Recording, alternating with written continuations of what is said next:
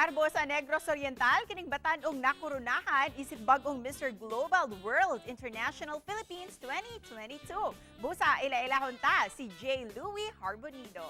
Mayong buntag, maupay nga aga, Jay, and welcome sa GMA Regional TV Live. Paki-shoutout sa ato ang mga kapuso, ilabi na sa mga taga-Canlaon. Maupay nga aga, ma'am, and good morning everyone, especially to our Kapuso viewers. Magandang umaga sa inyong lahat. Una sa tanan, congratulations for being crowned as the Mr. Global World International Philippines 2022. Para kanimo, what are the highlights when you joined this pageant?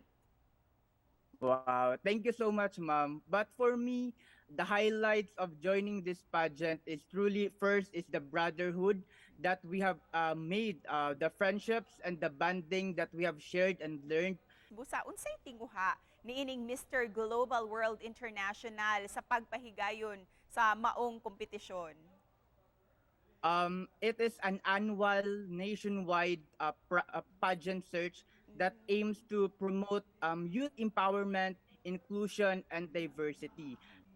And I saw the photos during the pageant, and out of 30 candidates, ikaw ang nanghakot og mga major and minor awards. Pero behind these awards, what were the things that you realized while wearing all the sashes and all the awards that you had? Honestly, at that moment, I felt so overwhelmed and excited. The words that came out in my mind that moment is, while receiving the award, was to make my place, Negros Oriental, proud. Ug karon nga ikaw ang napiling mo represent sa ato ang nasod, unsay mga pagpangandam nga imong gibuhat alang sa umaabot nga international pageant?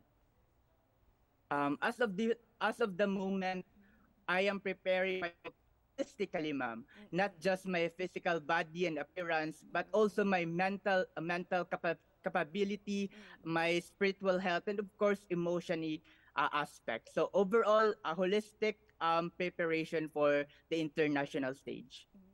And I understand, baguhay ra usab kami graduate sa imuhang kurso sa education. Unsa may mga plans nimo after this? Currently, ma'am, as a fresh graduate, I am working now at the Canlaon City Tourism Office, but then as a future educator, as a fresh graduate of education course, I will also continue to expand my advocacies, which is sustainable and quality education. And with that, kindly take this opportunity to ask our Kapuso viewers for more support para sa imuhang journey. First of all, thank you so much for supporting and believing in me, especially to my Negrosanon friends and supporters. I hope and pray that our Kapuso viewers will continue to support me and in my next journey to represent the Philippines into the international stage. So thank you so much for all your support and love. Ug isip pa na post, Jay, unsay mensahe nimo para sa tanan natong mga kapuso? Okay, to our Kapuso viewers, as an individual, we have a lot of difficulties and experience obstacles and challenges in life. But bear in mind to trust our God Almighty and to remember to keep moving forward. Know that there is something inside you that is greater than any obstacle. So laban lang and padayon. Laban lang, Jay. Godspeed kanimo. Daghang salamat. Daghang salamat, ma'am, and thank you so much to all our Kapuso viewers. God bless everyone.